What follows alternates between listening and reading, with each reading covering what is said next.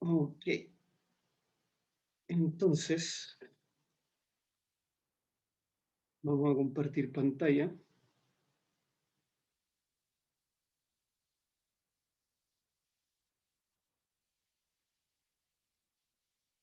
Bueno, vamos a hacer un breve resumen de la clase anterior. Estuvimos viendo configuración electrónica, ¿cierto? Pero ahora enfocado a los enlaces químicos y estructura de Lewis, ¿cierto? Eh, bueno, hablamos qué consistía la estructura de Lewis, ¿cierto? Que parte del análisis de la electronegatividad, que nos permite saber qué tipo de enlaces se van a formar, ¿cierto? O cuando se juntan, digamos, elementos del mismo, del mismo elemento o del mismo átomo, o elementos distintos, ¿cierto? Vimos en la tabla periódica que la disposición también de los átomos en la tabla periódica nos indicaban, ¿cierto?, la configuración, digamos, la electronegatividad que tenían, siendo el flúor el que tiene la mayor electronegatividad, ¿cierto? Y por ahí por el francio, el ray, son los que tienen menos electronegatividad. Entonces, la electronegatividad aumentaba de izquierda a derecha, ¿cierto? Y de abajo hacia arriba en los grupos, ¿no? Izquierda a derecha en los periodos, de abajo hacia arriba en los grupos. ¿Y qué indicaba la electronegatividad? La fuerza, ¿cierto?, con que un elemento podía atraer a otro elemento. Bueno, hablamos también que existían tres tipos de enlaces, ¿cierto? Hablamos que existía el enlace iónico, que el enlace iónico era o se formaba a partir de un átomo metálico y un no metálico, ¿cierto? En donde uno cedía un electrón al otro elemento, ¿cierto? En este caso el metálico, el elemento metálico, por ejemplo el sodio, cedía un electrón al cloro. Vimos varios GIF y cómo se comportaban, vimos las características también de los enlaces iónicos, ¿cierto? Y vimos, observamos las estructuras que se formaban a partir de estos enlaces, o sea, de estos elementos, ¿cierto?, con enlace iónico, cuando se encontraban con más elementos de su misma forma, ¿cierto?, o de su misma especie, y formaban estas estructuras cristalinas, ¿cierto? Vimos también otro enlace muy importante, que es el enlace covalente, que es cuando dos elementos no metálicos se unen. La característica principal es que sus electronegatividades son bastante parecidas, a diferencia del enlace iónico, que regularmente el no metal tiene una carga eléctrica mucho más pequeña al enlace no metálico, o sea, el elemento no metálico. En este caso, en los enlaces covalentes, la carga eléctrica, la electronegatividad es bastante parecida. Y otra característica que podían ser elementos de un mismo átomo, ¿no? O sea, átomos del mismo elemento, en el fondo. Bueno, en eso hablamos de que habían tres características del enlace covalente, ¿cierto? Teníamos el enlace covalente polar, el enlace covalente no polar, el enlace covalente dativo, ¿cierto? Que consistía en el enlace covalente dativo donde un elemento le cedía o le compartía sus electrones a otro elemento. Ese era el caso del ion hidronio y del ion amonio. Y vimos que también el covalente polar se forma, perdón, el apolar o no polar. Apolar y no polar es lo mismo, y se forma a partir de dos átomos que son del mismo elemento, y en este caso son no metálicos. Entonces se formaba, por ejemplo, cuando tenía la molécula de hidrógeno, cuando tenía la molécula de cloro o de nitrógeno, también llamado hidrógeno molecular, cloro molecular o nitrógeno molecular. Todo esto forman enlaces no polares o apolares. Y la característica principal es que al ser elementos iguales, su carga, su diferencia de electronegatividades es cero, porque son la misma, ¿no? Entonces, si yo hago la diferencia que hay entre uno y otro, en el caso del hidrógeno, que es 2.1, como hay dos hidrógenos, 2.1 menos 2.1 me da 0. Entonces, eso termina siendo un enlace no polar. Vimos también un poco con respecto a las energías de los enlaces en general, si yo quiero formar un enlace o quiero destruir un enlace, lo asociamos simplemente al hidrógeno, o sea, al hidrógeno molecular, pero esto es, digamos, para todas las moléculas. Lo que yo tengo que vencer o romper o añadir a esa molécula para romperla es energía. Y esa energía va a depender, digamos, de cada molécula y del enlace que esté formando. Si yo quiero formar esta molécula a partir de átomos individuales, esa energía es la que tengo que también proporcionar al elemento para que se pueda formar ese enlace. Entonces, yo puedo dar una terminología de energía de rotura del enlace o energía de formación del enlace. Y va a ser el mismo, digamos, el mismo número. La diferencia es que una la voy a tener que proporcionar para romperla, el enlace, o proporcionar para formar el enlace. Ya lo vamos a ver con más detalle esto más adelante en el curso. Hablamos también que existían las distancias interatómicas o entre los átomos que forman la molécula, depende de dos cosas, de la repulsión que existe entre los electrones. Por ejemplo, si estamos hablando del hidrógeno, el centro del hidrógeno es positivo, ¿cierto? Y este tiene una carga negativa, entonces va a haber una repulsión entre las cargas negativas de los electrones y también hay una repulsión entre los núcleos positivos del hidrógeno. Por tanto, esa suma de repulsión y a la vez la atracción que existe entre el núcleo positivo y el electrón en ambos lados, en ambas esquinas, digamos, o en ambos átomos, proporciona que el enlace que se forma tenga una distancia. ¿Okay? Y esto también se da para todos los elementos.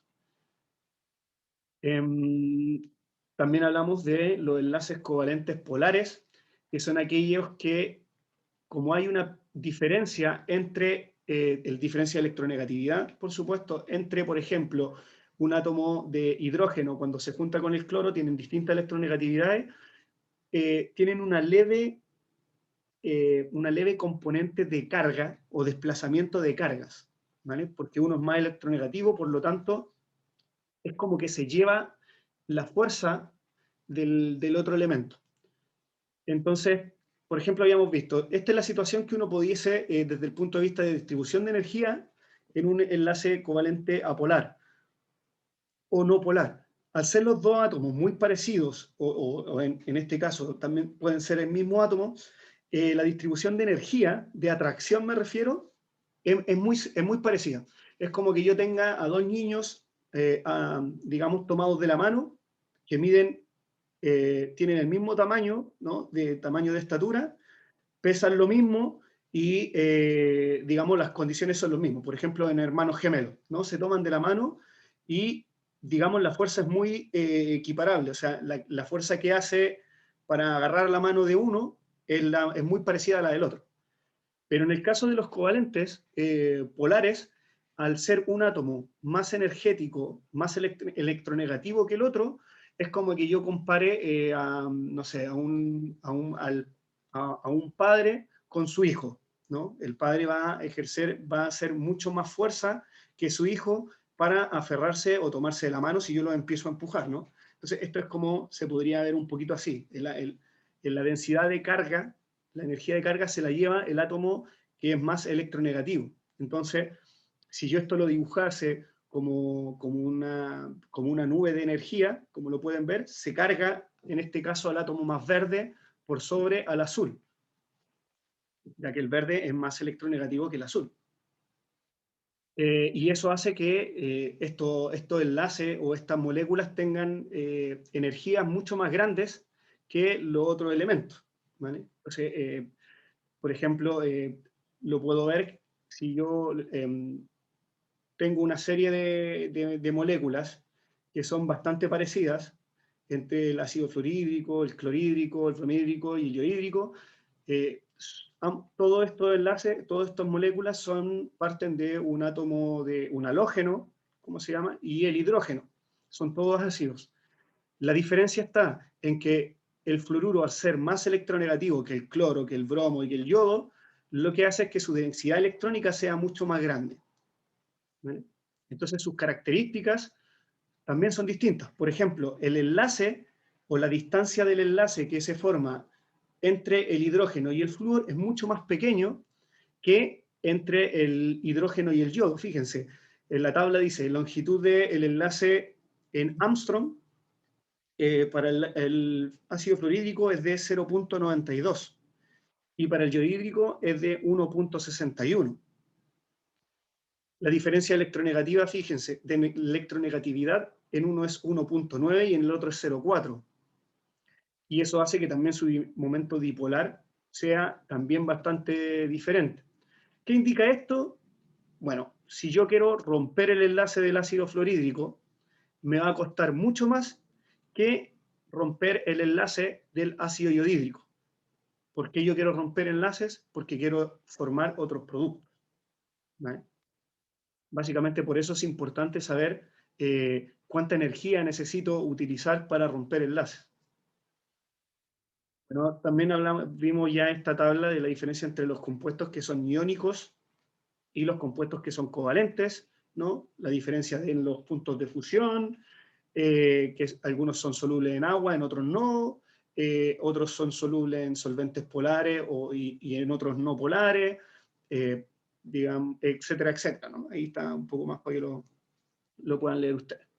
Finalmente vimos los enlaces metálicos, que son los enlaces que nosotros encontramos para mirarlo en la naturaleza en todas las aleaciones. O sea, yo veo un trozo de fierro, un trozo de hierro que está en una reja, y el enlace que voy a tener es este, un enlace metálico, en donde tengo átomos del mismo elemento y están unidos debido a que existe una nube, un mar de electrones que gira, digamos, alrededor de estos átomos. Imagínense que es tan fuerte esta nube electrónica que gira, estos electrones que están girando rápidamente, son tan fuertes la unión que provocan que yo no puedo separar un fierro. Si yo tomo una barra de fierro, no la puedo separar fácilmente. A lo más, dependiendo del grosor, la voy a poder doblar. Pero separar el enlace es muy difícil. Necesitan mucha energía.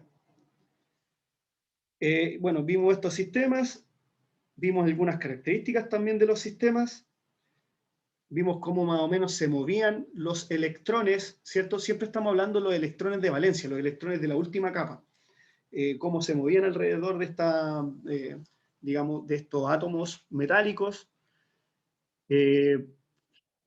Vimos también que tenían altos puntos de fusión y ebullición, debido a que son enlaces muy fuertes, no son solubles en agua y conducen muy bien la electricidad.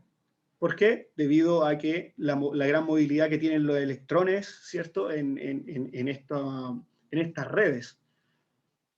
También vimos que se pueden deformar sin romperse. O sea, cuando yo doblo una barra de metal o, por ejemplo, un trozo de cobre, lo que en realidad estoy haciendo es un desplazamiento de plano, fíjense. Le pego, pero lo estoy doblando, en realidad no lo estoy rompiendo. Esta es otra forma de verlo. O sea, estoy desplazando un plano, y si ese desplazamiento, digamos, es muy grande, que se llega a juntar catión-catión, fíjense, en un momento queda la parte positiva queda junto, y ahí se repelen, entonces yo puedo separar el plano atómico, pero tengo que producir ese cruzamiento, ¿no?, de los átomos para que se pueda repeler y se pueda romper, y eso es bastante difícil. Hay que aplicar mucha energía. También hablamos, digamos que el enlace metálico no es muy difícil de verlo, se da entre átomos metálicos, ¿no? Pero en el caso del enlace covalente, yo puedo analizar su polaridad, digamos si es polar o no polar, dependiendo de la diferencia de electronegatividad que va a haber entre los átomos que están formando el enlace, y también, por supuesto, en el enlace iónico. Entonces habíamos dicho que un enlace que es covalente y es no polar, la diferencia de electronegatividad es cero, o prácticamente cero. Y eso se da principalmente cuando los átomos son del mismo elemento. Y esto llega hasta los 0,4, digamos, vamos a seguir diciendo que es un enlace covalente. Si aumenta y está entre los 0,4 y los 2, digamos, de la diferencia entre negatividad, hablamos de que era polar, y si ya es superior a 2, este es iónico. Calculamos algunos enlaces, por ejemplo el del cloruro de cesio, ¿cierto? Que el cesio es 3 y el cloruro, perdón, el cesio es 0,7 y el cloruro es 3, la diferencia entre 3 y 7 es de 2,3, por lo tanto este enlace era iónico. Además el cesio es un metal y el cloro es un no metal. Vimos también el enlace que se forma a partir de hidrógeno azufre en la molécula H2S. Entonces lo que vimos es que el hidrógeno es 2.1 su electronegatividad y el azufre es 2.5, la diferencia es 0,4, ¿no? Por lo tanto, hablamos de que este era un covalente polar. Si hubiese sido más alto que 0,4, hubiéramos dicho que hubiésemos seguido diciendo que es un polar. Si hubiese sido menos de 0,4, hubiésemos dicho que era apolar. En el caso, por ejemplo, de la última molécula, que es NH2, nitrógeno unido al otro nitrógeno, NH2, esta molécula que se llama hidracina, y en el fondo es una molécula en que por un lado el hidrógeno está unido a dos hidrógenos y después está unido a un nitrógeno. Analizamos solo el enlace del nitrógeno. En este caso nos da que ese enlace nitrógeno-nitrógeno es covalente. Pero si hubiésemos analizado la diferencia que hay entre el hidrógeno en el enlace hidrógeno-nitrógeno, ¿no? El enlace, digamos, analizamos este caso. Pero si yo fijo que esta molécula también está enlazada de esta forma, ¿no? Para ambos lados, lo que tengo es que si yo quiero analizar este enlace hidrógeno-nitrógeno, me da que el nitrógeno es 3,0, ¿no? Y el hidrógeno es 2,1. ¿La diferencia cuánto me da? Me da 0,9. 0,9. Por lo tanto, este enlace es polar. Pero este enlace es apolar, ¿no? Entonces, va a depender de qué enlace estoy mirando, es como el análisis que voy a hacer. Bueno, este enlace es polar, es no polar. Ok. Si tienen dudas respecto a lo que vimos en la clase pasada, es tiempo para que lo puedan comentar. Hasta aquí estamos bien, un poco perdidos. ¿Bien? Luego empezamos con la estructura de Lewis, que en el Profe, fondo... ¿Sí? Dime. en ese caso, ¿no se hace como un puente de hidrógeno en el ejercicio anterior? Sí, sí, pero ya vamos a ir viendo que esas son, digamos, características de los enlaces que se puedan llamar de una u otra forma. Los puentes de hidrógeno, ojo, que los puentes de hidrógeno no son enlaces, son fuerzas. Ojo con eso. El enlace puede ser covalente o no, Ya, pero el perfecto. Pensé puente que de era hidrógeno... un enlace, sí. Ajá. Ya. Les voy a dejar como tarea y la vamos a comentar la próxima semana, creo que se las dejé, pero las voy a volver a repetir, que investiguen cuál es la diferencia entre un enlace y una fuerza de atracción o una unión intermolecular, digamos. Uniones intermoleculares y intramoleculares. ¿Vale? Y ahí van a descubrir que los enlaces son una cosa y que las uniones o las fuerzas moleculares son otras. Un enlace es para unir átomos. Una fuerza es para unir una molécula con otra molécula. Pero les dejo de tarea, anótenlo y lo conversamos en la próxima clase de cuál es la diferencia entre fuerzas moleculares, entre moléculas, y y qué es lo que es un enlace. En este caso estábamos viendo enlace. Bueno, hablamos después sobre las estructuras de Lewis, que son representaciones, por así decirlo, gráficas de cómo se estarían enlazando los átomos, cómo se unen, cómo se forman estos enlaces a partir de átomos, ¿vale? Para formar estas moléculas. Y primero comenzamos diciendo que lo que todos los átomos quieren es parecerse a una estructura de gas noble. Por lo tanto, en la última capa, lo que quieren tener es o 2 electrones, como en el caso del helio, o 8 electrones, como en el caso del neón. Entonces vamos a tener dos características, que los átomos van a formar la regla del dueto, que es quedar en su último nivel o en su última capa con 2 electrones, y para eso se unen con otro elemento, o tener la configuración del octeto, que es tener 8 electrones en la capa externa, como lo pueden ver en el neón. Si ustedes cuentan rápidamente, ahí hay 8 electrones en la última capa. Entonces eso lo hacen, se unen con otro elemento y cumplen esa regla del octeto, y con eso, digamos, se estabilizan. Vimos el ejemplo del hidrógeno, o sea, del oxígeno, cuando se une a los dos hidrógenos. Fíjense, el hidrógeno tiene un electrón en la última capa, el oxígeno tiene 6 electrones en su última capa, le faltan 2 electrones para cumplir los 8. Entonces, ¿qué hace? Bueno, comparte un electrón con el oxígeno, con el hidrógeno, perdón, y comparte otro electrón con el otro hidrógeno.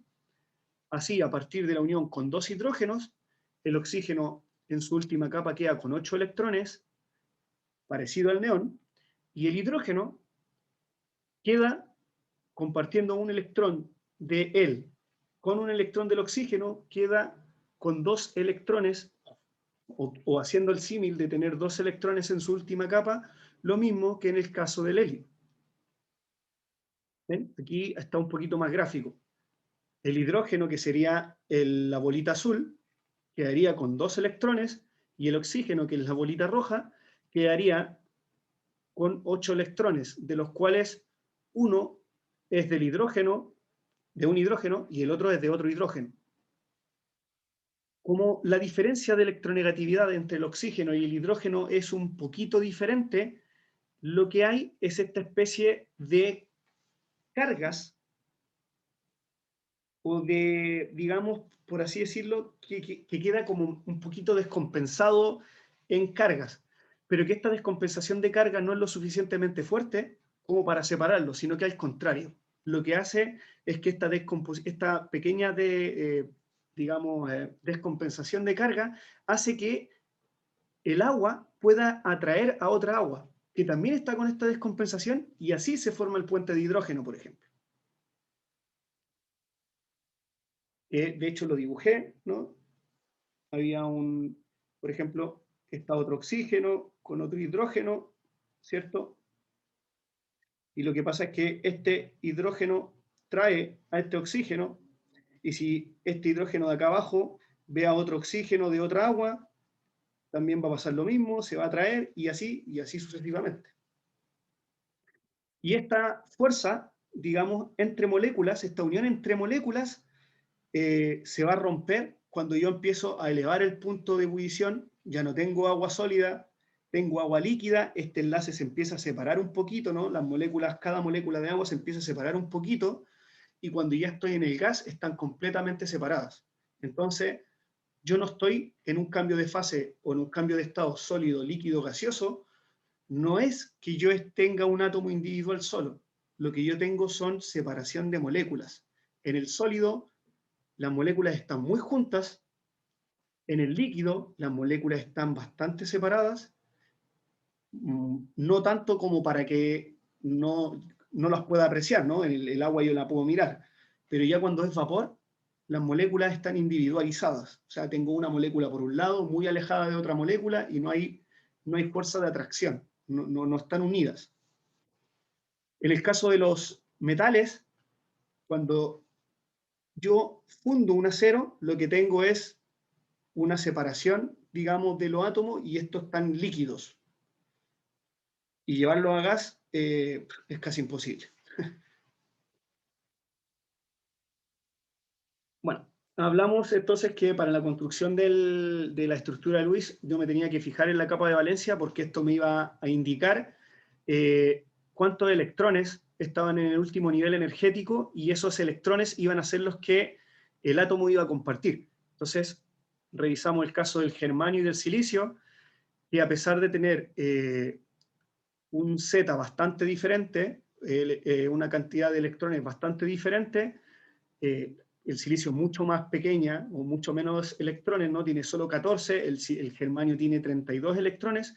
Fíjense que en su última capa tienen ambos 4 electrones.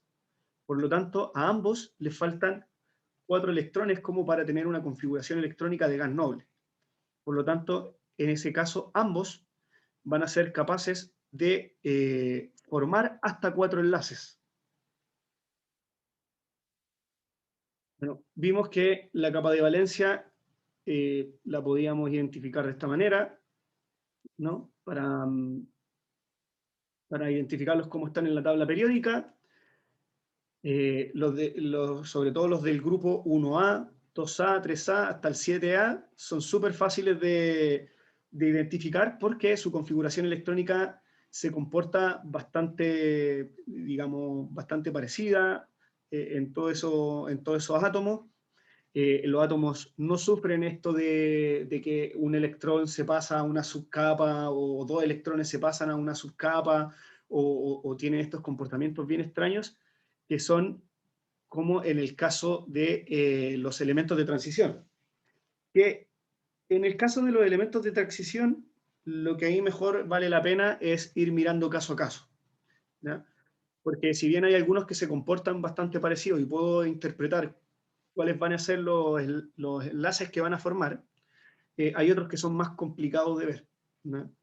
Bueno, le había dejado el video para que lo vieran, que digamos una vez buscando en YouTube, me pareció que ella enseñaba bastante bien y de forma muy simple, digamos, cómo memorizarse las valencias.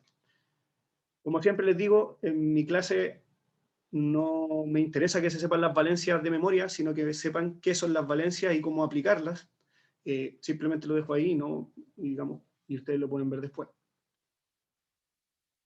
Ok, entonces hablamos ya posteriormente de las valencias, empezamos a construir la estructura, ¿cierto? A partir del cloro, vimos que el cloro tiene 7 electrones en su última capa de valencia. Si se une a otro cloro, lo que va a hacer es compartir entre sí ese electrón y van a formar la regla del octeto, ¿no? Fíjense, 2, 4, 6, y como tenía un electrón libre cada uno, lo comparten, lo ponen ahí, entonces queda 8, regla del octeto, el otro lo mismo, 2, 4, 6, y como están compartiendo un electrón, son 8, y yo podía representar de esa forma la molécula, ¿cierto? Estamos hablando del Cl2, también la podía representar por líneas, y ahí lo que dibujaba de mejor forma en el fondo es el enlace, ¿no? Porque tenemos los electrones, digamos, dibujados de esa manera. Vamos a poner en cruz el otro para que sea distinto. Entonces es lo mismo que está acá, o lo mismo que está acá, pero demostrado de otra manera. Vimos el de hidrógeno también, vimos el de oxígeno, que en el caso del oxígeno tenía, fíjense, tenía 2 pares de electrones y tenía 2 electrones, digamos, sin 2 electrones solitos, no enlazados. Y cuando se junta entonces con otro oxígeno que tiene el mismo caso de 2 electrones solitos, lo que hacían era que un electrón se unía con otro electrón del otro oxígeno y lo mismo el otro electrón. Y formaban esta unión que en realidad son un enlace doble. Y estos enlaces dobles son muy comunes verlos en orgánica, en la química orgánica. Y bueno, con eso formaban el octeto, ¿no? 2, 4, 6, 8. Luego 2, 4, 6, 8. ¿Ven? Lo pueden ver acá. 1, 2, 3, 4, 5, 6, 7 y 8. Luego 1, 2, 3, 4, 5, 6, 7 y 8. E incluso hay moléculas como el nitrógeno que forman 3 enlaces. en donde el nitrógeno tiene 5 electrones de valencia, 5 electrones en su última capa, tiene solo un par electrónico, que si nos memorizábamos o recordábamos, estos 2 electrones son de la capa S y estos otros son de la capa P, ¿no? Por eso están individuales. Entonces se puede unir a otros 3 electrones y eso hace que se pueda formar este triple enlace, ¿no?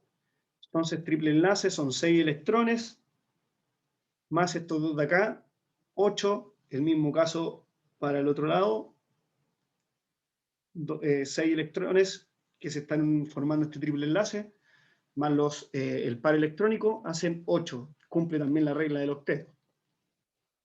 Finalmente, si quería comparar al ácido clorhídrico, el cloro tiene 7 electrones, de los cuales tiene uno que está desapareado, el hidrógeno tiene un solo electrón, bueno, el cloro forma la regla del octeto, ¿no? 7 más 1, 8, y el hidrógeno la del dueto, uno de él más el del cloro, son 2, por tanto, también quedaba con su estructura tipo gas noble. Bueno, ahí había una receta, ¿cierto?, para cómo dibujar la estructura de Lewis. Nosotros lo vimos un poquito más en detalle de 2 formas, la que está en las diapositivas, y la otra que era como la que yo les enseñé. Yo sé que el carbono tiene 4 electrones de valencia, el hidrógeno tiene 1, entonces lo puedo disponer de esa forma y simplemente después los uno, y ahí puedo tener la estructura electrónica, la estructura de Lewis. Revisamos también la del formaldehído, ¿cierto? Pudimos ver que tenía 2 estructuras posibles y que una forma de discriminar si yo tenía 2 estructuras posibles era revisando si todos cumplían la regla del octeto o la regla del dueto. Entonces, en el caso de la primera molécula, estábamos viendo, tengo el carbono, tiene 2, 4, 6 enlaces, o sea, 6 electrones enlazados, y ninguno es enlazado, por lo tanto no llega a cumplir la regla del octeto. Y en este otro caso, 2, 4, 6, 8 cumple la regla del octeto. Por lo tanto, decíamos que esta era la estructura correcta o más probable y esta no. Luego revisamos los hidrógenos. En ambos casos cumplían la regla del dueto y en ambos casos se incumplía la regla del octeto, ¿no? Tenemos 2, 4, 6, 8, 2, 4, 6 y 8. Pero ya vimos que el carbono en un caso cumplía la regla del octeto y en otro no, por lo tanto, esta quedaba descartada.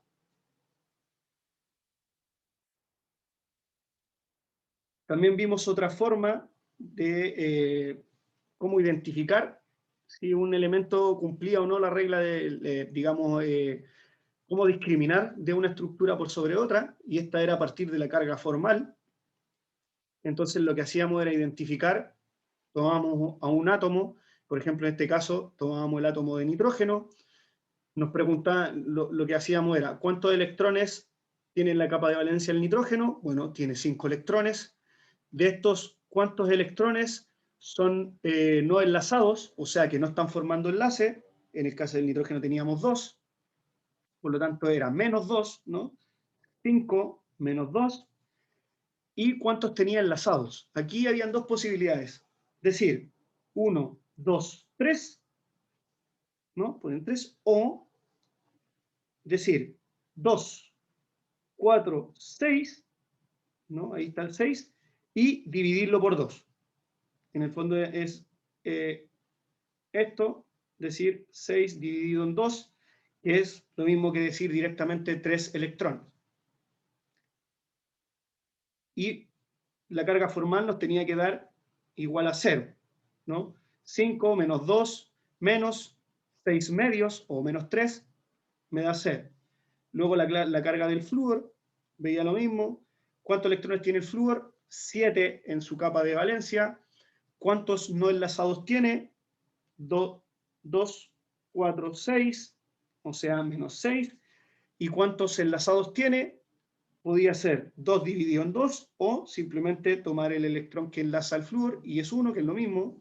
Por lo tanto, menos 1, ¿no? Esto hace 1, entonces menos 1, y eso también me daba 0. Por lo tanto, la carga formal de este elemento, nitrógeno, es 0, y la de los flúor también es 0.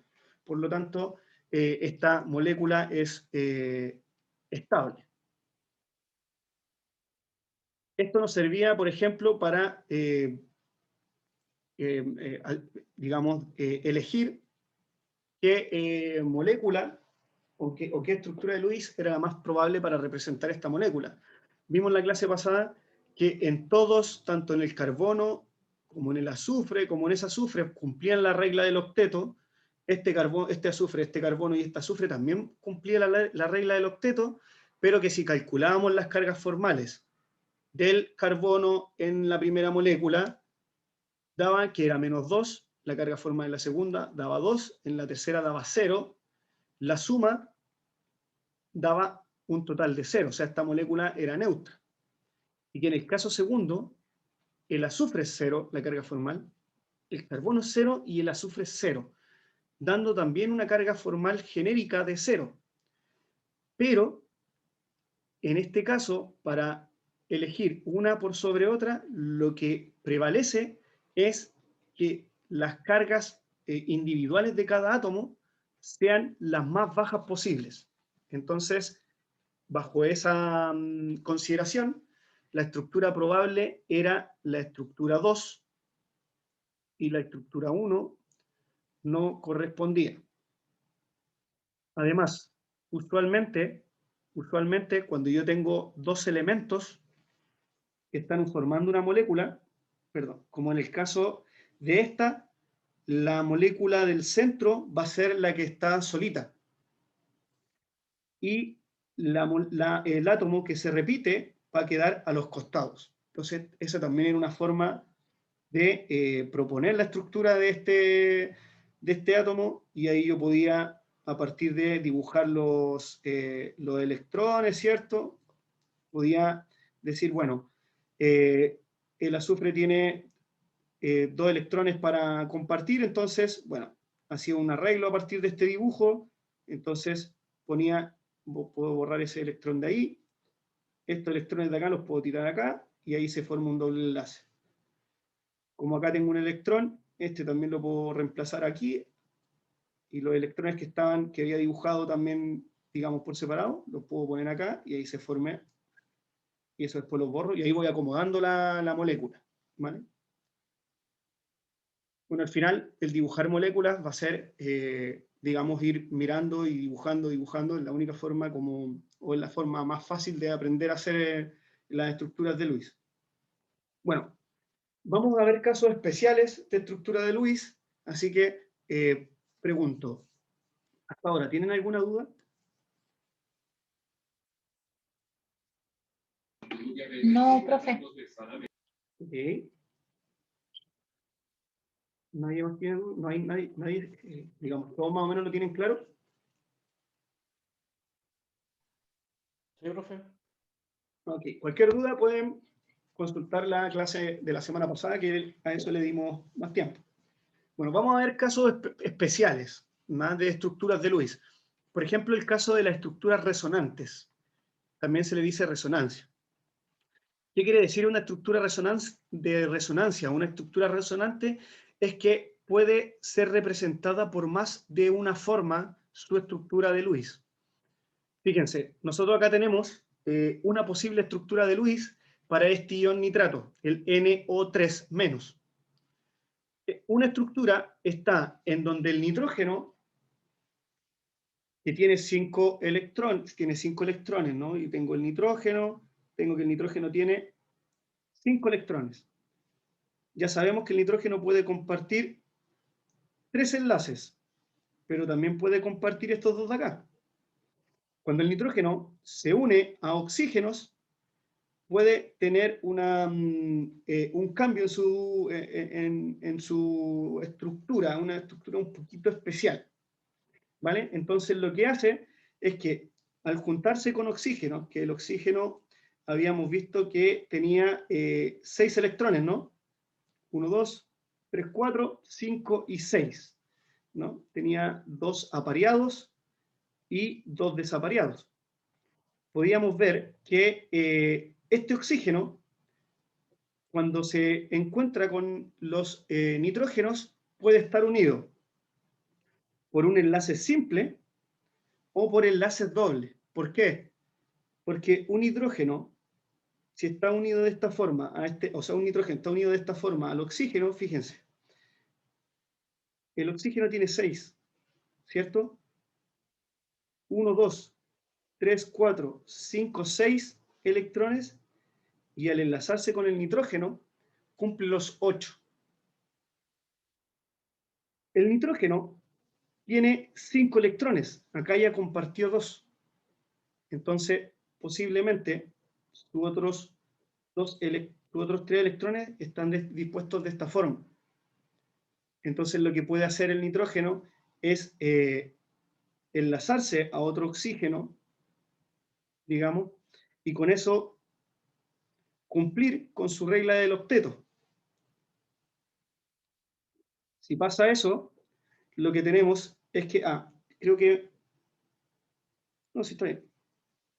Lo que pasa acá es que este oxígeno se enlaza con el nitrógeno, ¿cierto? Tenemos 2, 4, 5, 6, 7, 8.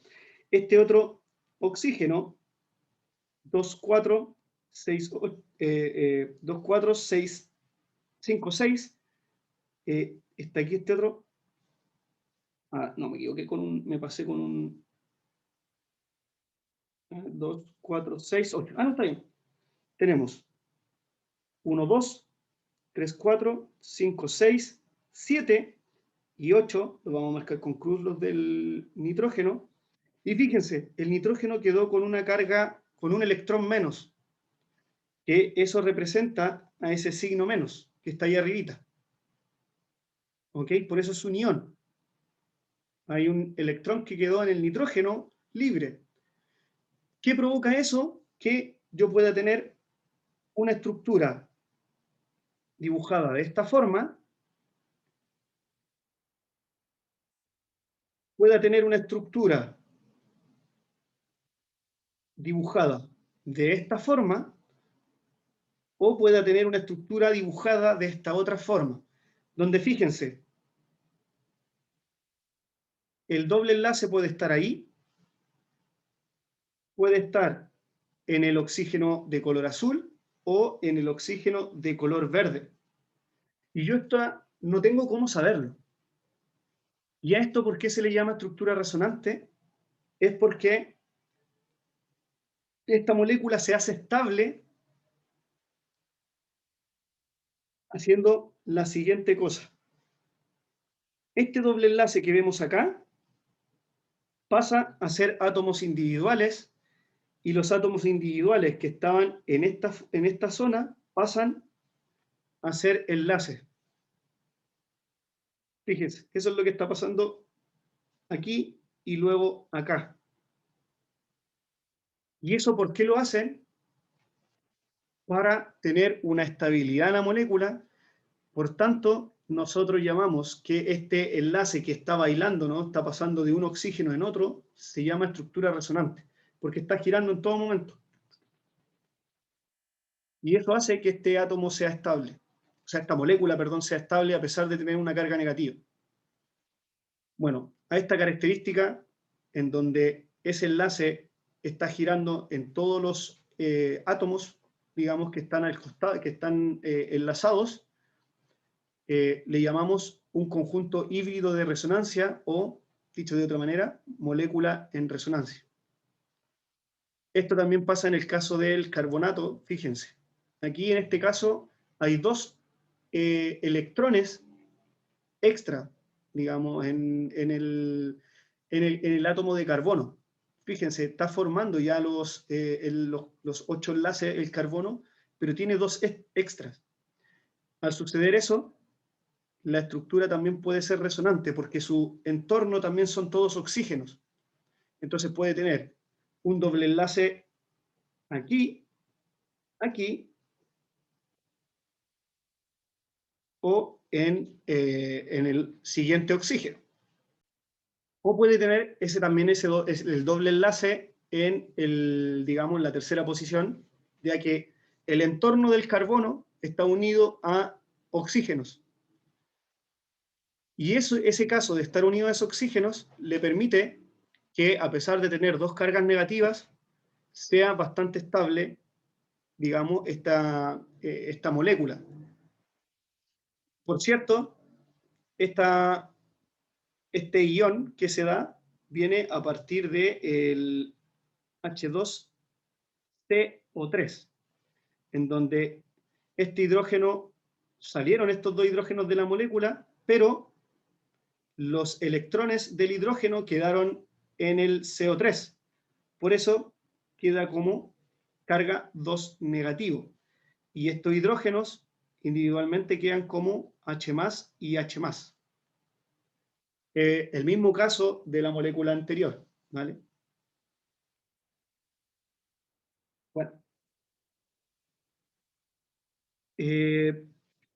Otras moléculas en donde ustedes pueden ver estructuras resonantes, pero que no tienen carga, son, por ejemplo, el benceno.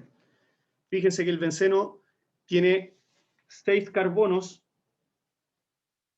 6 átomos de carbono, con hidrógenos que digamos que tenemos enlaces de carbono doble y enlaces de carbono simple.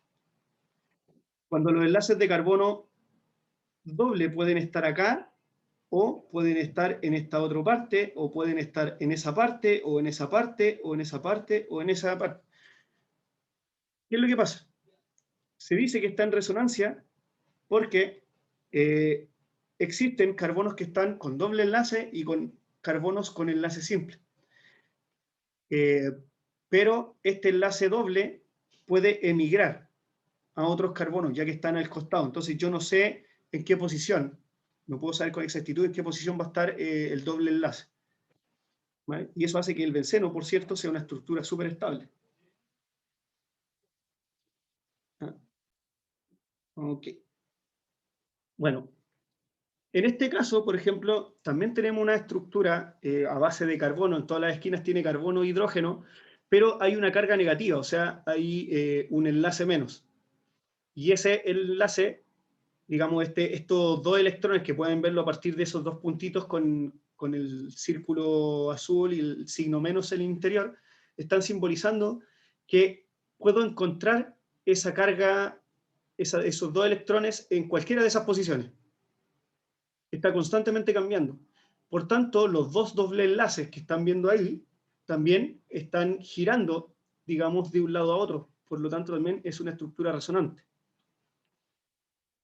Lo que podemos ver también es una estructura resonante en el nitrometano, en el enlace nitrógeno-oxígeno. O sea, no es necesario que hayan 3 oxígenos, sino que basta con que hayan 2 oxígenos para que pueda existir esta especie de descompensación de carga, ¿no? Donde hay hay electrones extra en la estructura y eso hace que, digamos, en un lado hayan doble enlace y en el otro no, pero una forma de estabilizarse la molécula, lo que hace es el doble enlace estar a un lado y estar en el otro. Estar en un lado y estar en el otro.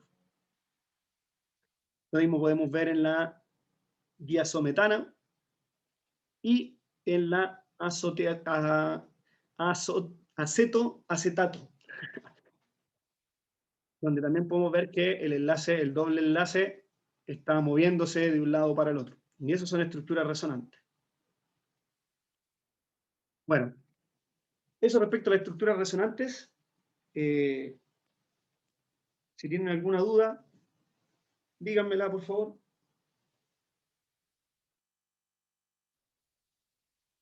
Si no, seguimos avanzando. Bueno, así como existen estructuras resonantes, lo que también existen son estructuras que no cumplen el octeto, o también llamadas octeto incompleto. Este en el caso del berilio unido al hidrógeno, en donde nosotros tenemos que el berilio tiene 2 electrones y el hidrógeno tiene 1 electrón. Entonces, si yo uno estos átomos, lo que tengo es al berilio unido a un hidrógeno y unido a otro hidrógeno de esta manera. Fíjense, si yo marco con cruces los átomos de hidrógeno y con pelotitas las del berilio, voy a ver que el hidrógeno cumple la regla del dueto, ¿no? Está perfecto, pero fíjense, el berilio está formando 2 enlaces y solo está, por tanto, unido o está formando una estructura con 4 electrones. Está lejos de ser los 8 electrones de la regla del octeto. Pero este es el caso particular de este átomo y esta molécula.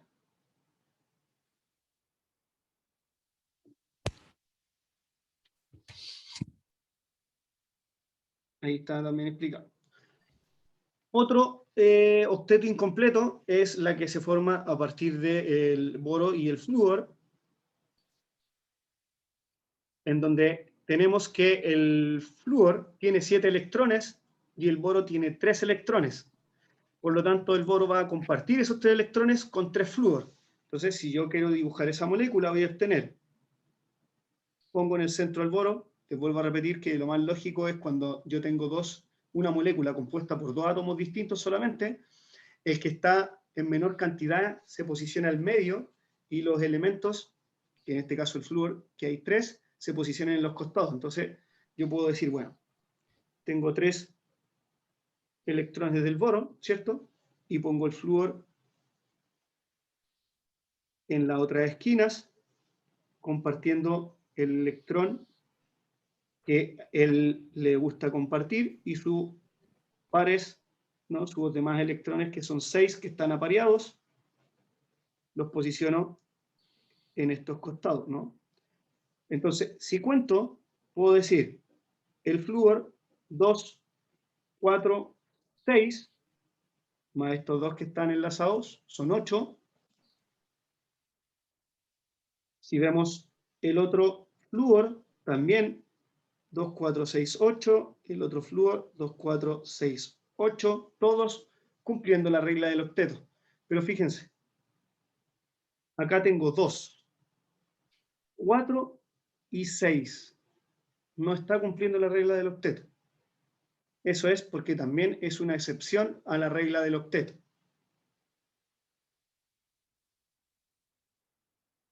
Ahí está, fíjense. Ahí está mejor dibujado. ¿Cuál otro caso excepcional? Bueno, Profe, el que tenemos acá. ¿Sí? todos esos casos que usted está mostrando ahora que son como excepciones, Uh-huh. ¿no son moléculas que quedan neutras o que Así es. quedan con una carga? No, son moléculas neutras. Si yo calculo la carga formal, por ejemplo, de esa molécula, me va a quedar que es neutra. Con Son el proceso simplemente de eso, excepciones. ¿Cómo? ya. No, no. Sí, sí, sé a qué proceso se refería. Uh-huh. Lo que pasa es que hay moléculas que es imposible llegar a que cumplan la regla del octeto, pero aún así son estables. Entonces, por eso nosotros la llamamos a excepciones a la regla del octeto. En este caso también tenemos otra excepción a la regla del octeto. Cuando se une un oxígeno con un nitrógeno en el monóxido de nitrógeno, lo que tenemos es que el nitrógeno, por ejemplo, 2, 3, 4, 5, 6 y 7. Fíjense, no está cumpliendo la regla del octeto del nitrógeno. Y el oxígeno, 2, 4, 6, 8. Sí la está cumpliendo. Pero a pesar de eso, esta molécula es posible tenerla. Podrá ser menos reactiva, o sea, podrá ser menos estable que otras, por supuesto.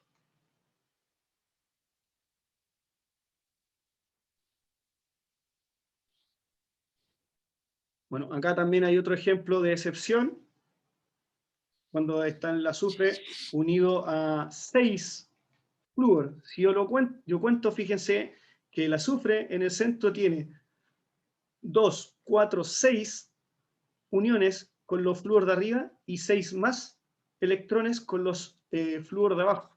Por lo tanto, también está completando 12 electrones que se alejan de la regla del octeto.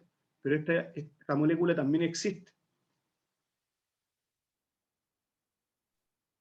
Bueno, con eso terminamos de ver las estructuras de Lewis y cómo se dibujan y cómo yo que en realidad, cómo puedo representar a partir de las estructuras de Lewis moléculas, y vamos a entrar en la última parte de esta clase, que es la geometría molecular. Y la geometría molecular tiene que ver con cómo en realidad va a ser la molécula, cómo estos átomos que están en algún lado van a estar formando ángulos. Hay un ángulo, fíjense, cuando esta molécula que tiene el carbono en el centro, tiene 3 cloros y un hidrógeno, si yo me fijo es como un poquito distorsionada, no está como equilibrada, o sea, no es como que está espacialmente. ¿Tiene que ver con los radios, no? Tiene que ver una con los radios atómicos y lo Y otro, con la carga de la... exacto, con los electrones que estén dispuestos tanto en los cloros como en el hidrógeno. Porque esos van a hacer que la repulsión de los electrones entre los cloros y entre el hidrógeno, más la distancia del enlace que hay entre carbono-hidrógeno, carbono-cloro, hacen que esta molécula esté distorsionada y formen una geometría. Esa geometría se llama geometría molecular, y la teoría que me indica cómo se va a distorsionar esta geometría se llama modelo de repulsión de los pares electrónicos de la capa de valencia. O sea, es casi un trabalenguas, pero déjenselo como que es la repulsión que produce los electrones de los átomos a los alrededor, más la distancia de los enlaces. Hablando en español, lo vamos a ver en este caso. Por ejemplo, tengo el tetracloruro de carbono, un carbono unido a 4 cloros. Lo que tengo es que la distancia entre carbonos, entre el enlace cloro-carbono, va a ser siempre la misma para cada uno, que es 1.78 Armstrong, y que además el ángulo que se forma, digamos, de cloro en cloro, o de enlace en enlace, es un ángulo de 109.5 grados. ¿Y por qué se forma este ángulo? Porque yo tengo que hay electrones en estas zonas que se van a repeler entre ellos. O sea, estos electrones que están aquí se van a repeler. Estos electrones que están acá se van a repeler. Aunque no se note, estos de aquí también y estos de acá también. Y eso va a hacer que, como se están repeliendo esos electrones del cloruro, se forme este ángulo. Y este ángulo es el mismo para acá, para ahí y para aquí. ¿Por qué? Porque el efecto de repulsión que hay en esta zona es la misma que en esta zona, en esta zona y en esta zona. Y eso es lo que da la geometría molecular y la teoría de los pares electrónicos de la última capa de valencia, esa cosa que suena como un trabalengua. ¿Ok? Entonces esas son las dos condiciones que yo voy a tener si yo quiero, a partir de la estructura de Lewis, representar lo más real posible cómo sería el dibujo de la molécula. Entonces, lo que nosotros podemos tener es moléculas, por ejemplo, como las que vemos en este GIF, ¿no? Donde vemos 5 moléculas distintas. Hay una molécula, si ustedes se fijan, en la molécula que va a aparecer acá arriba, la molécula aquí arribita, la molécula es lineal. Esta que está acá abajo, fíjense, también tiene una cierta estructura y esos enlaces tienen un ángulo de 109.4, en donde, fíjense, incluso el par electrónico libre de esa molécula está haciendo un efecto para que se alejen las demás, digamos, los otros átomos. Por lo tanto, también distorsiona la molécula. Fíjense en esta de acá, lo mismo, tiene 4 electrones apareados y tiene 2 enlaces. Y ese enlace está formando un ángulo de 104. Y uno, digamos, podría decir que es la misma molécula que está arriba, ¿no? Mire, fíjense, es una molécula que tiene un átomo central y 2 a los costados.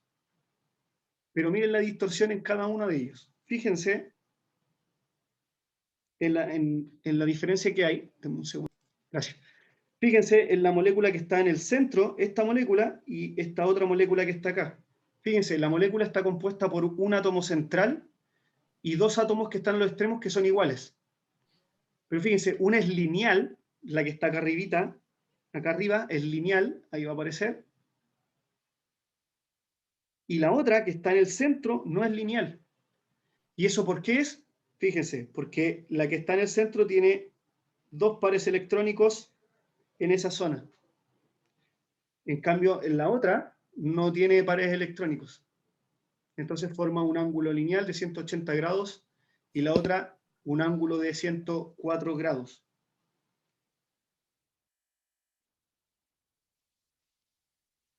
Profe, se volvió a cortar. Sí, no, tranquilo. Ahora sigo... Bueno. Entonces lo que tratamos de representar con la geometría molecular es, digamos, darle una disposición a los átomos y a los enlaces para formar estas moléculas que me den la realidad o la posible realidad que tenga la molécula que se está formando. Bueno, y ese es el modelo de repulsión de los pares electrónicos, entonces donde yo tengo que primero dibujar en la estructura de Lewis y después fijarme si hay, las moléculas son de la misma, o sea, los átomos que están alrededor, por ejemplo, en este caso, son distintos o son iguales, y luego si hay pares electrónicos que me van a distorsionar esta molécula. Por ejemplo, fíjense, la molécula que está a la izquierda es muy parecida a la que está a la derecha, pero fíjense en el ángulo que se forma en la molécula de la izquierda, es de 120 grados, y la de la izquierda, o sea, perdón, la de la derecha es de 107.8 grados. ¿Por qué?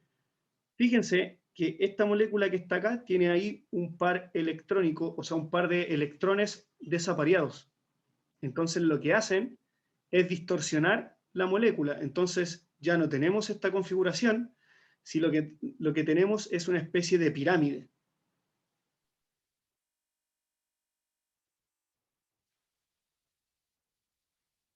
Bueno, ¿cómo solucionar este problema? Y aquí hay un poco la solución o la receta para eso. Primero, yo dibujo la estructura de Lewis. Por ejemplo, si estoy en el caso de esta molécula, el NH3, el amoníaco, ¿no? Entonces, lo que puedo hacer es, ok, vuelvo a repetir. Tengo un átomo que está solito y otro que está con tres, un átomo que está triplicado, ¿no? Entonces, bueno, pongo el nitrógeno al centro, dibujo primero los electrones, posiciono en las esquinas donde están los electrones para enlazar los hidrógenos, ¿cierto? Formé el enlace o los enlaces, y aquí lo que tengo que empezar a designar es, fíjense, hay un par electrónico, digamos, del nitrógeno, lo que va a hacer que repela a los electrones que están compartiéndose con estos hidrógenos. Además, estos hidrógenos entre sí se van a repeler, por lo tanto, esta estructura se va a distorsionar. ¿Quién es el que más distorsiona quién es el que más distorsiona la estructura? Bueno, es el par electrónico del nitrógeno. Por tanto, lo que yo voy a tener es una cosa así.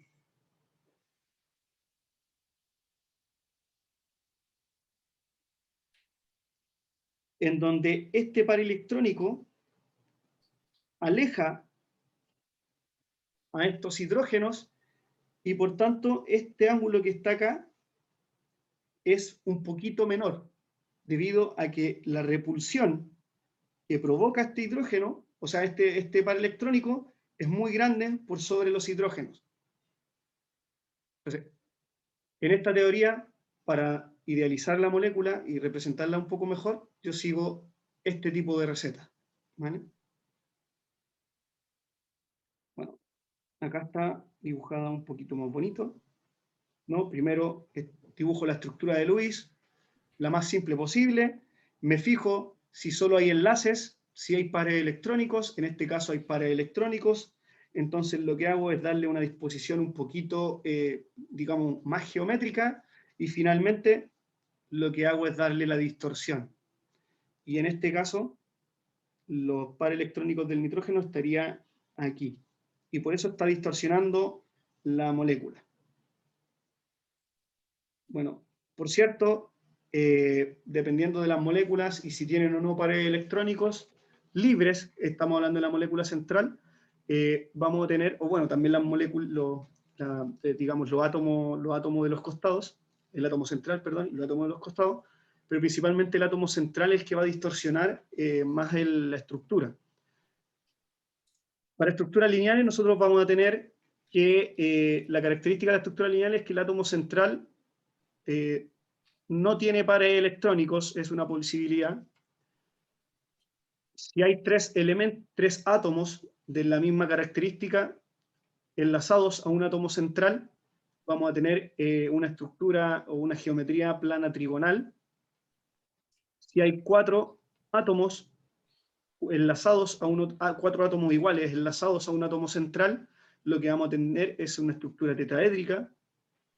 Si hay 5 átomos enlazados a un átomo central, vamos a tener una bipiramidal trigonal. Y si hay 8, una octaédrica. Ahora, si el átomo central tiene pares electrónicos, tiene pares de electrones libres, si por ejemplo está enlazado a 2 átomos y tiene un par libre, vamos a tener esta geometría plana trigonal. Si está enlazado a 3 átomos, va a tener esta estructura tetraédrica. Si tiene 2 átomos y 2 pares de electrones libres, también va a ser una tetraédrica. Si tiene 4 átomos y un par electrónico libre, va a ser bipiramidal. Y así sucesivamente, ahí tienen otras conformaciones de geometrías que van a estar influenciadas por los átomos que estén alrededor del átomo central, electrones libres, y por supuesto también la distancia del enlace.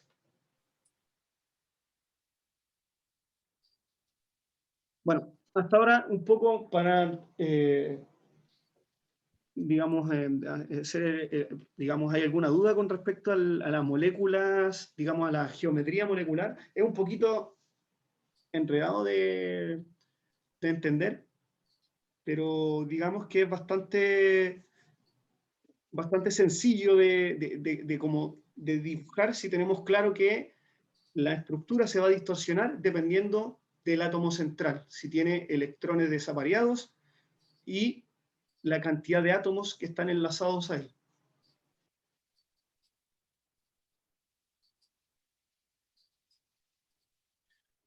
Bueno, lo último que vamos a ver, digamos, en esta parte es la polaridad de las moléculas. Nosotros tenemos moléculas polares y no polares, ¿cierto? Hablamos también primero de los enlaces, cuando existían, digamos, enlaces covalentes, enlaces polares. Entonces, respecto a la polaridad, lo que nosotros vamos a decir que las moléculas polares, existe una distribución asimétrica de los electrones. El enlace o la molécula posee un polo positivo y un polo negativo, o sea, en resúmenes cuentas, un dipolo. Esto lo podemos ver en la molécula que está acá. Y en la molécula polar existe una distribución simétrica de los electrones, produciendo un enlace o una molécula sin dipolo, o sea que no hay diferencia de polaridad, que es lo que estamos acá. Eventualmente, las moléculas polares son moléculas que son del mismo átomo regularmente, formadas por 2 átomos iguales, y en las polares son distintos átomos, además de las otras características que ya habíamos dicho. Ok. Entonces la polaridad también, como ya lo habíamos dicho antes, el grado de polaridad va a ser dependiendo de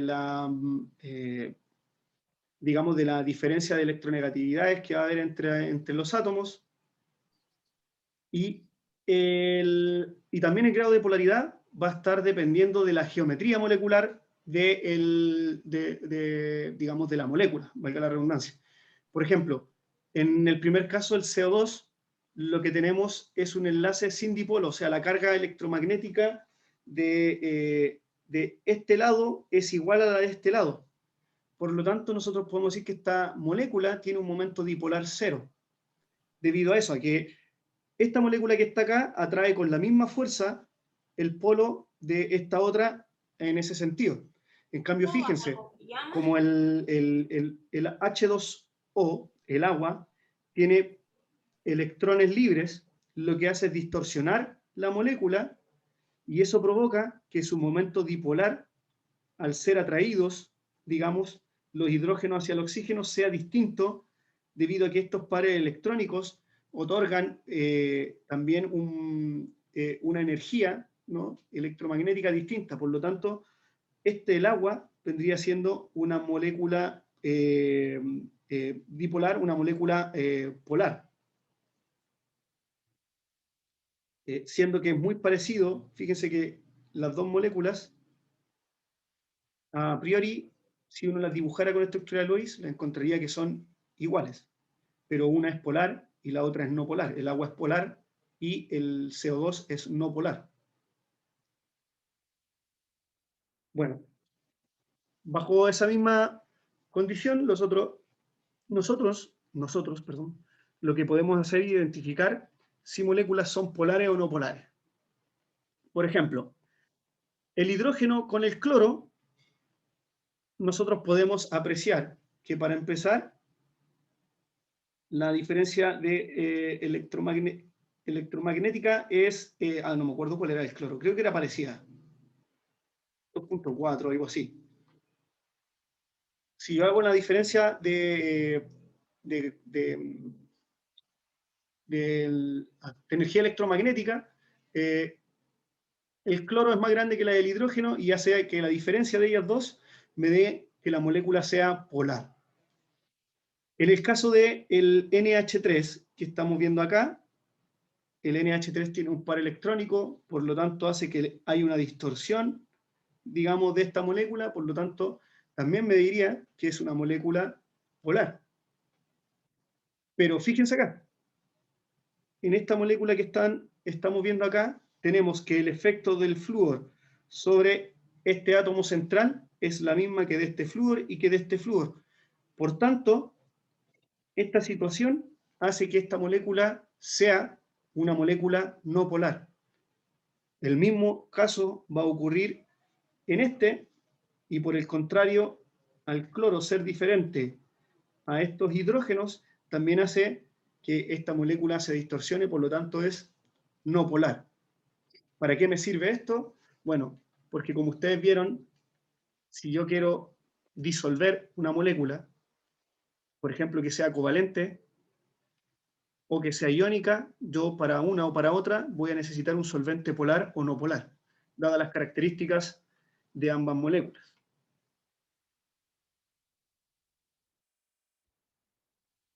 Bueno, y con eso, muchachos, nosotros estaríamos terminando de ver la Profe, teoría de Lewis. ¿por qué el agua se dice que es el solvente universal?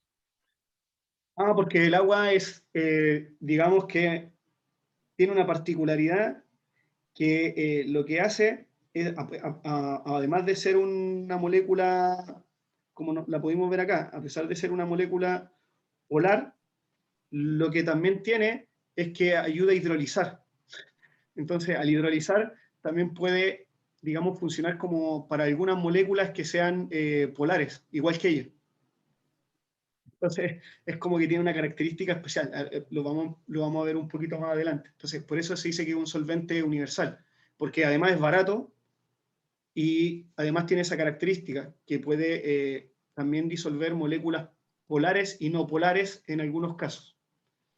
Siempre una molécula polar puede ser subilizada en un solvente no polar, en el contrario, ¿no? Así como cuando hablamos de que no sé, cargas opuestas se atraen, ¿no? Esto es lo mismo. La diferencia es que el agua, al ser una molécula polar y además tener esta descompensación de carga que la hemos visto, ¿no? Donde aquí tiene una leve distorsión de carga positiva, de carga negativa y otra de positiva, le permite también disolver algunas moléculas polares igual que ella. Por eso el tema de que es un solvente universal. Ah. Bueno, además de ser el más barato de los solventes, ¿no? Y más abundante.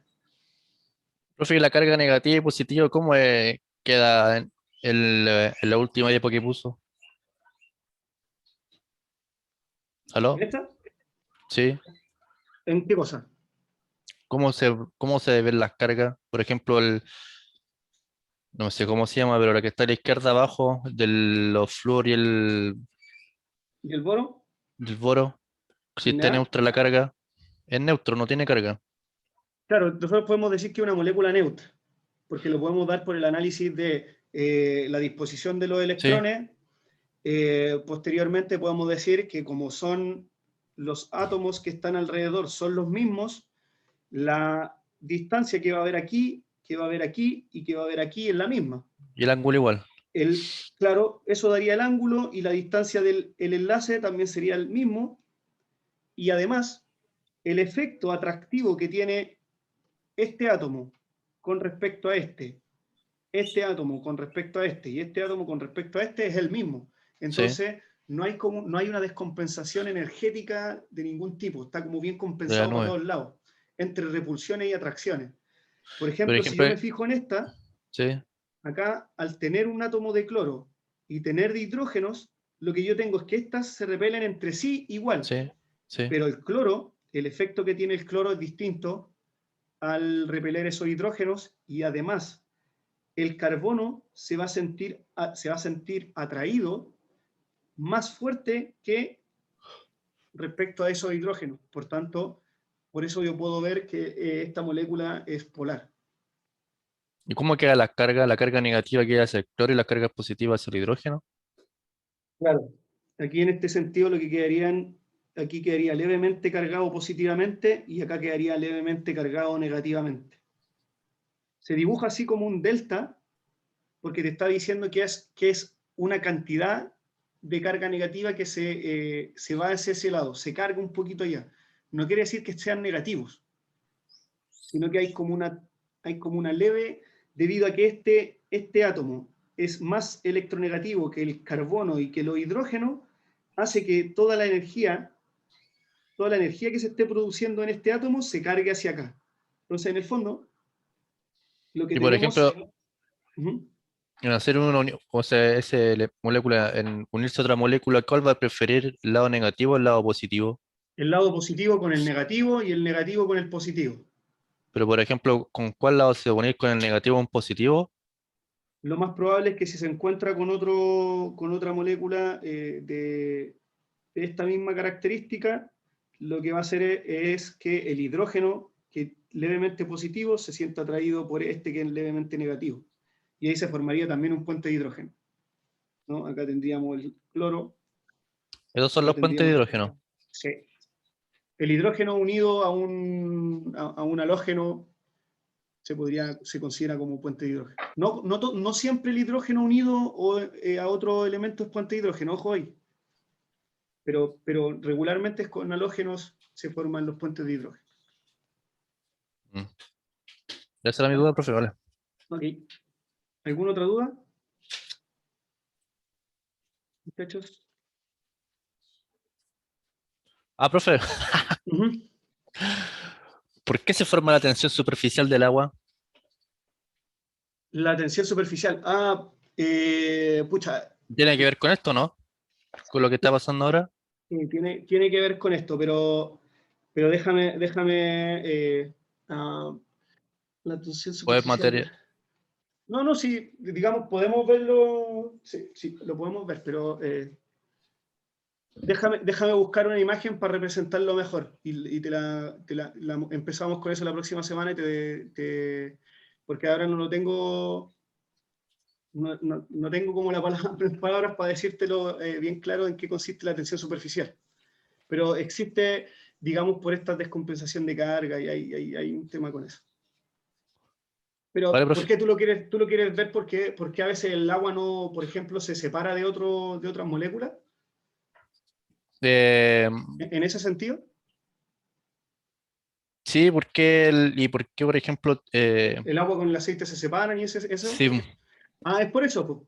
Porque como una molécula es polar y la otra es no polar, perdón, las pero dos son polares, las dos son de la misma polaridad, lo que hacen es repelerse, debido a que tienen esta influencia de estas cargas, de esta leve carga, entonces hace que se separen. Y eso crea tensión superficial. La tensión superficial en el fondo se crea a partir de igualdad de carga. Es como que tú juntís electrones con electrones, estos no van a juntarse, se van a tender a separar un poco.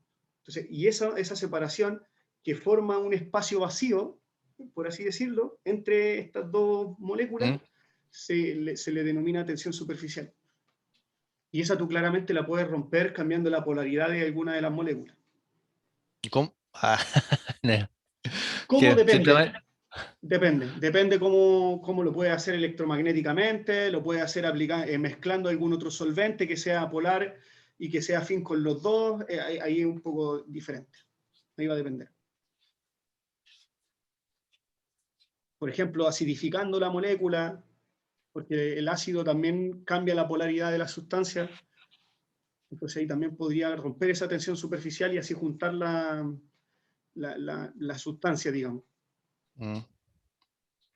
Igual tengo otras preguntas, pero no van con respecto a lo que usted está pasando en realidad. Así que, no, pero con eso, Bueno, eh, si quieres te queda un rato más y las conversamos. ¿Alguien más tiene preguntas, muchachos, respecto a esto?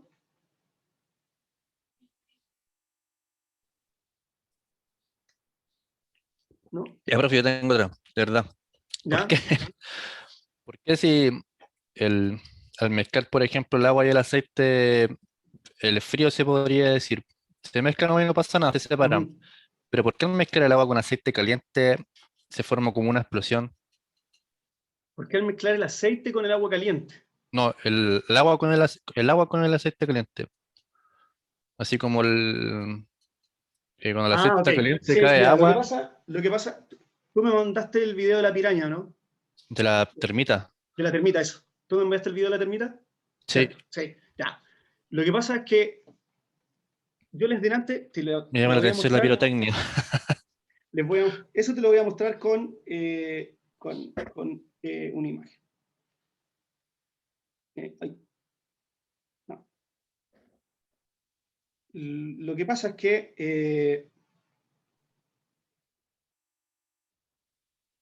a ver, ¿dónde está esto? ¿Dónde estaba esto? Ya.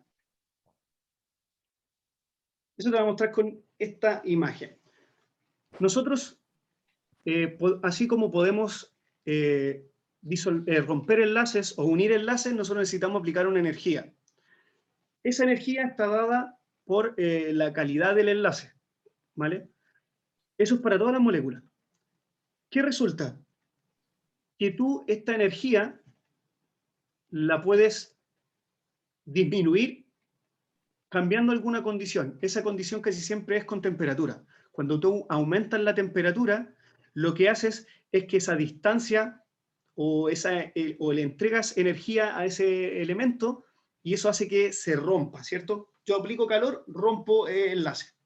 Al estar, En el caso de la termita, lo que tú estás haciendo es una reacción en donde tú mezclas un óxido de aluminio con ¿no? hierro, ¿vale? Ya. Lo que sucede en esa reacción es que se produce una reacción óxido de reducción, que la vamos a ver mucho más adelante, y esa reacción se puede producir más fácilmente si tú aplicas temperatura. Y al aplicar temperatura se llama un proceso que se llama espontaneidad. A esa temperatura, cuando tú llegas a un umbral de temperatura, tú haces que esa reacción sea espontánea, debido a que el aluminio, el hierro, perdón, favorece la reducción del aluminio y la oxidación del oxígeno, o sea, del hierro.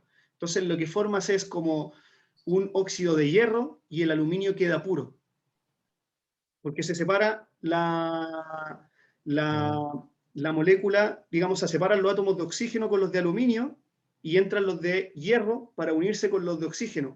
Que Pero le ¿qué pasa? pertenecían al aluminio. Claro, que estos oxígenos que pertenecían al aluminio ahora empiezan a pertenecer al oxígeno. Pero ¿qué pasa? Como todo en la vida, la energía no se crea ni se destruye, solo se transforma. Transformo. Y lo que tú transformas tienes que pagar un costo y ese costo se paga liberando energía. O sea, así como yo quiero romper un enlace, libero energía, quiero formar un enlace, Absorbo tengo que energía. absorber energía. Bueno, en ese caso de liberación de energía, absorción de energía, se provoca esta explosión grandota. ¡Pum! ¿Y Y cómo se ve se, como fuego. pero,